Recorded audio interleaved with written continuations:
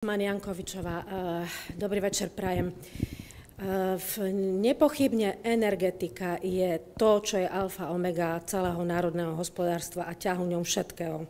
V každej jednej oblasti hospodárstva. Pred 2 týždňami, pred 10 dňami pán predseda URSO Andrej Juris oznámil, že ak nebudú vládne ďalšie opatrenia, na budúci rok budú veľmi skokovo 110% na 80% elektrina a plyn, nárazovo vysoké, vyššie ceny, teda komodít. Len o komoditách hovoril. A poprosím tú otázku. Áno, vychádzal, len veľmi jednoducho, vychádzal z metodického, alebo respektíve z matematického vzorca, ktorú minulého roku schválili poslanci v júni 2022.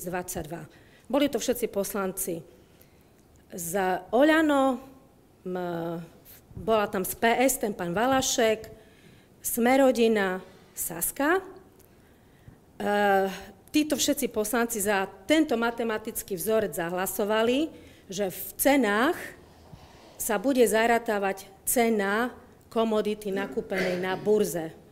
A ja sa chcem opýtať týchto pánov, ktorí sú tu a dáma, prečo hlasovali za tento škodlivý zákon, ktorý úplne zdevastoval a zdeformoval celé národné hospodárstvo a spôsobil ďalší deficit, ktorý je, lebo preto následne za túto škodu sa vlastne kompenzuje týmto energetickým firmám v podstate ich stratu, pretože vlastne sa muselo následne zastropovať ceny 99. Dobre, otázka bola, prečo teda za to dve strany zahlasovali.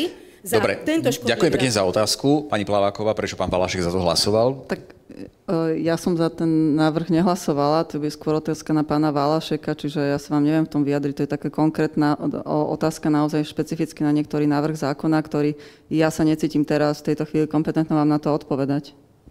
Možno ešte, ale keď máme tu už bývalú vládnu koalíciu. Myslím si, že hlasovali poslanci za ten návrh naprieč politickým spektrom preto, lebo bez toho vzorca by bola tá cena elektríny a to, čo by sme museli platiť, ešte vyššie. To je prvá vec.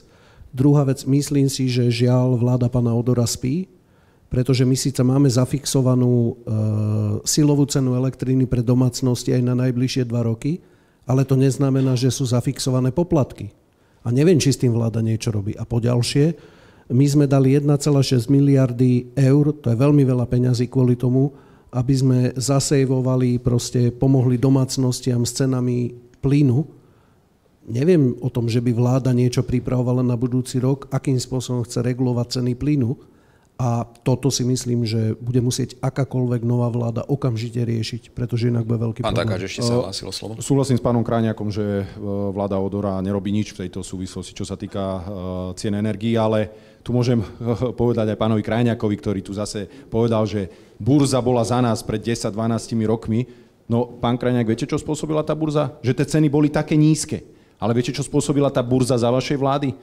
Pred rokom a pol, že tá burza totálne zlyhala, čo sa týka cien elektrickej energie a vaše vlády, ktorej ste boli súčasťou, na Európskej únii nič v Bruseli nespravili, nebuchli po stole a neriešili to, že nemôže pokračovať nakupovanie cez burzu, tak ako pokračovať bude. Ale a nakupujeme to za veľmi vysoké vďaka tomu, ceny. že ste to pred tými 13 rokmi schválili, tak my sme boli povinní to kupovať cez burzu podľa európskych pravidiel. Dobre páni, povedali ste svoje argumenty. Ak je ešte otázka, už ste položili, dovolte aj možno, ešte ak je otázka. Chcem povedať, že to je nepravdivá odpoveď zo strany pána Krajňaka, pretože do júna 2022, len treba si to pozrieť v zákone o regulácii sieťových odvetviach, bolo jasne napísané, že v podstate nemusel URSO akceptovať cenu nakúpenú na burze.